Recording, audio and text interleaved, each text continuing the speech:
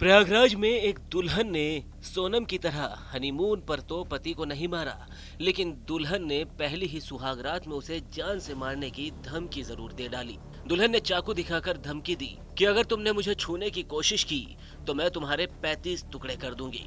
दुल्हन इतने पर ही नहीं रुकी, बल्कि उसने दूल्हे से दूर जाने का फैसला पहले से ही कर रखा था। ऐसे में वो अगली रात दूल्हे के साथ घर की दीवार कूदकर मौके से गायब हो गई, क्योंकि दुल्हन को अपने बॉयफ्रेंड के पास जाना था।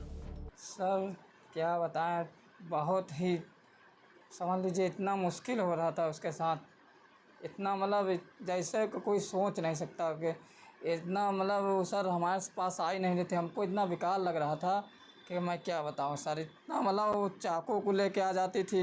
मैं कभी सोचा नहीं था कि शादी के बाद ऐसा होगा सर। हमारी रातें समझ लीजिए बहुत ही रात मतलब बीतती ही नहीं थी। बहुत ही कठिनाई से रात मैं गुजारता था सर। समझ लीजिए एक बार तो चाकू लेके आ गई मेरे पास और चाकू से मारने वाली थी सर। लेकिन फिर मैं उसका हाथ पकड़ा। हम कहा ऐसा क्यों कर रही हो? करे नहीं, हमको अमन के ही साथ रहना है, हमको भेजो वहाँ। दरअसल ये पूरा मामला प्रयागराज के नैनी का है। यहाँ एनडीए कॉलोनी में रहने वाले कप्तान निषाद की शादी 29 अप्रैल को करछना डीहा के रहने वाले लक्ष्मी नारायण निषाद की बेटी सितारा से हुई थी। लेकिन शादी के बाद 2 मई तक सब कुछ ठीक ठाक रहा। लेकिन सितारा की सुहागरात की रात को जो हुआ, उसने दूल्हे के कप्तान को हैरान कर दिया। दूल्हे कप्तान निषाद का कहना है कि उस रात सितारा ने चाकू दिखाते हुए धमकी दी कि उसे छूना नहीं, छुआ तो 35 टुकड़े में जाओगे, मैं किसी और की अमानत हूँ। इसके बाद सितारा पलंग पर सो गई और कप्तान सोफे पर। सितारा चाकू दिखाकर 3 रात धमकियां देती रही।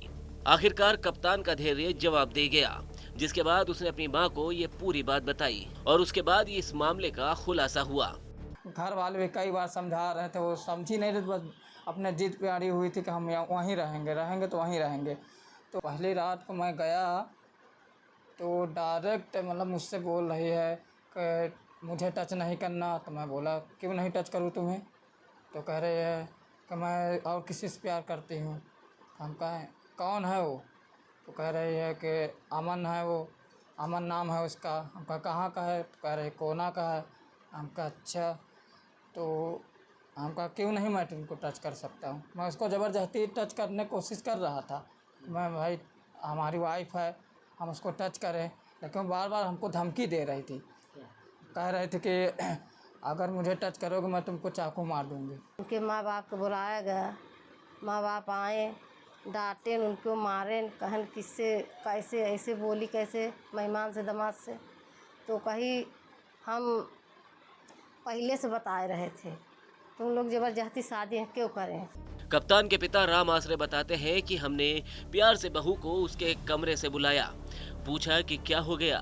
तब उसने साफ साफ कह दिया कि मैं तो अमन से प्यार करती हूँ, उसी के साथ रहना चाहती हूँ, वही मेरे साथ सुहागरात मना सकता है और कोई नहीं। सर वो जब से आई है ना, वो लड़के की मतलब बहुत वो करती थी, उसके पास नहीं रहना चाहती थी। वो बोलती है कि हम दूसरे की अमानत हैं, आप अगर छुओगे तो हम चाकू मार देंगे या मर जाएंगे।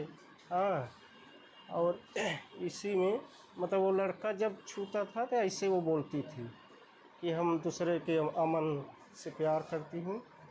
सितारा के पिता आए, लेकिन बात नहीं बनी। फिर मोहल्ले के लोगों को बुलाकर एक राजीनामा तैयार हुआ, जिसमें तय किया गया कि सितारा कहीं नहीं जाएगी, वो हमारे साथ बहू बनकर यहीं रहेगी, अपने बॉयफ्रेंड को भूल जाएगी। लेकिन फिर भी बंद कमरे के अंदर सितारा मेरे बेटे को परेशान ही करती रही। आखिरकार राम आसरे को ये मामला थाने तक ले जाना पड़ा।